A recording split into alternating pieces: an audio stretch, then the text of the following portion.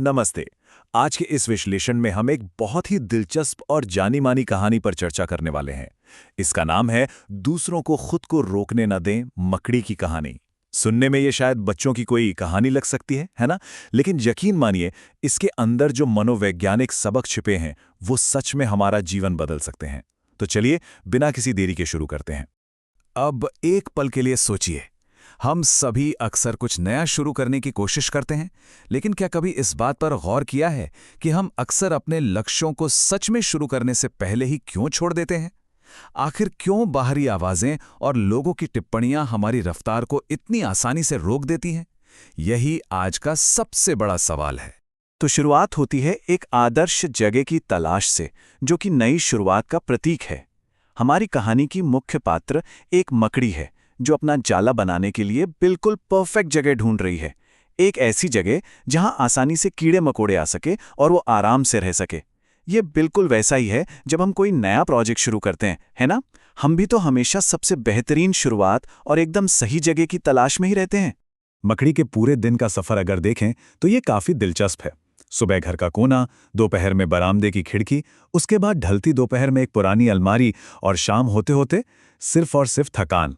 ये टाइमलाइन बहुत ही साफ तौर पर दिखाती है कि जब कोई एक विचार से दूसरे विचार पर लगातार भटकता रहता है तो उसका कितना सारा समय और ऊर्जा बर्बाद हो जाती है।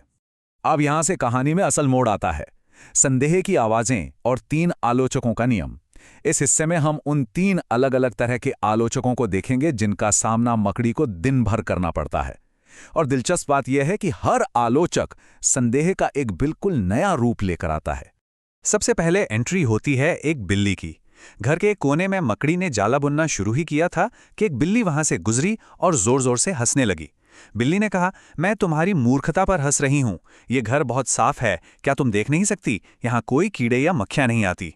ये दरअसल उस परिवेश या माहौल से जुड़े संदेह को दर्शाता है जो अक्सर हमारे आसपास के लोग हम पर थोप देते हैं।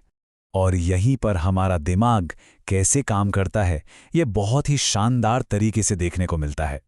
एक तरफ मकड़ी का साफ लक्ष्य था और दूसरी तरफ बिल्ली की आलोचना। नतीजा क्या हुआ? मकड़ी ने तुरंत उस बाहरी आलोचना को सच मान लिया। बिना ये परखे कि क्या सच में वहां कीड़े आ सकते हैं या नहीं, उसने अपना काम वहीं छोड़ दिया। अपनी जगह बदलने के बाद मकड़ी बरामदे की खिड़की पर जाती है। वहां जब वो अपना आधा जाला बना चुकी होती है, तभी एक पक्षी उड़ता हुआ आता है और हंसते हुए कहता है, तुम यहां क्यों बना रही हो? हवा बहुत तेज है, तुम्हारा जाला उड़ जाएगा। ठीक उसी समय जब काम आधा पूरा हो चुका था, ये बाहरी प्राकृतिक डर उसकी प्रगति को फिर से रोक देता है। यहां हमें एक बहुत ही विनाशकारी पैटर्न बनता हुआ दिखाई देता है। एक तरफ मेहनत से बना आधा जाला है और दूसरी तरफ पक्षी का वो संदेह। मकड़ी को एक बार फिर से लगता है कि शायद सामने वाला ही सही है। वो अपना आधा अधूरा काम वहीं छोड़ देती है और फिर से अपनी थका देने वाली तलाश में निकल पड़ती है। इसके बाद मकड़ी का तीसरा और अंतिम सामना एक पुरानी अलमारी के अंदर होता है जिसका दरवाजा खुला था। वो वहां अपना जाला बुनने ही लगती है कि तभी एक कॉकरोच आ धमकता है। वो कहता है, यहां अपना समय बर्बाद मत करो, ये अलमारी बहुत पुरानी है, कुछ ही दिनों में बिक जाएगी और तुम्हारी सारी मेहनत बेकार हो जाएगी। यहां कॉकरोच एक परिस्थितिजन्य यानी हालात से जुड़ा संदेह पैदा कर रहा है। तो सबसे हैरान करने वाली बात यह है कि मकड़ी की प्रतिक्रिया फिर से वही होती है। अलमारी के अंदर उसकी मेहनत के सामने कॉकरोच की वो बात हावी हो जाती है।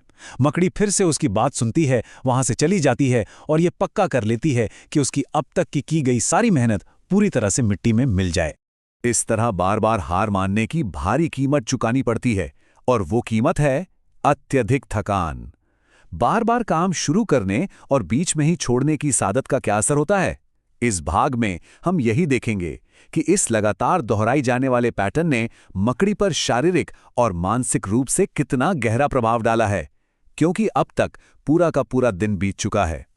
थकान, भूख और प्यास, ये तीनों शब्द उसकी वर्तमान स्थिति को पूरी तरह से बयां कर देते हैं।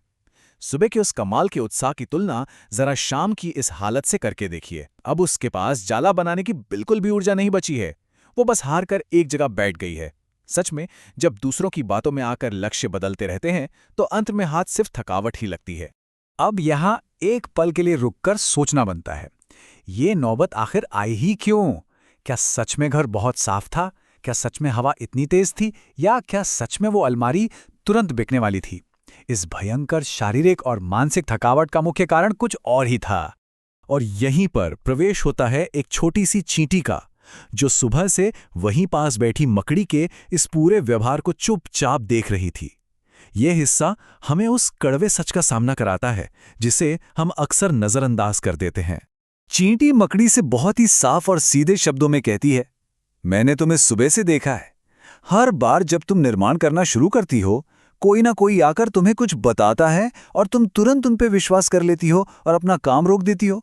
सच कहूं तो चींटी का यह आकलन एकदम सटीक था। मकड़ी की सबसे बड़ी खामी ही यही थी, खुद से ज्यादा दूसरों की आवाज पर भरोसा करना।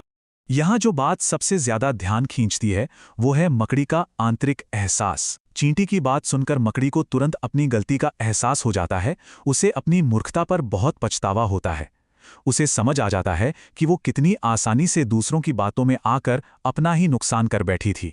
इस छोटी सी कहानी में जो आत्मविश्वास के सबक छिपे हैं ना, वो हमारे असल जीवन में बहुत मायने रखते हैं। चलिए देखते हैं कि ये कहानी कैसे सीधे तौर पर सफलता से जुड़े उन बड़े मनोवैज्ञानिक पाठों की ओर ले जाती है। ये क्रम बहुत ही स्पष्ट तरीके से दिखाता है कि जब भी कुछ नया शुरू करते हैं तो क्या होता है। देखिए, नकारात्मक लोग तो सामने आएंगे ही, वो मनोबल तोड़ने की कोशिश भी करेंगे। अगर उनकी बात सुनी गई तो काम बीच में ही रुक जाएगा, फिर समय बीत जाएगा और अंत में सिर्फ और सिर्फ पछतावा बचेगा। तो फिर इसका समाधान क्या है? देखिए, शुरुआत में बाधाएं आना बिल्कुल आम बात है।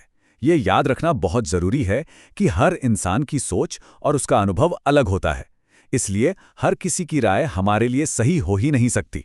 सबसे बड़ी बात यह है कि हमारे पास अपने लिए सही और गलत का फैसला करने की क्षमता होनी चाहिए। सफलता की इस रणनीति को थोड़ा और गहराई से समझते हैं। स्रोत सामग्री एकदम साफ करती है कि जब भी कोई नया काम शुरू करें तो इन 4 बातों का हमेशा ध्यान रखें।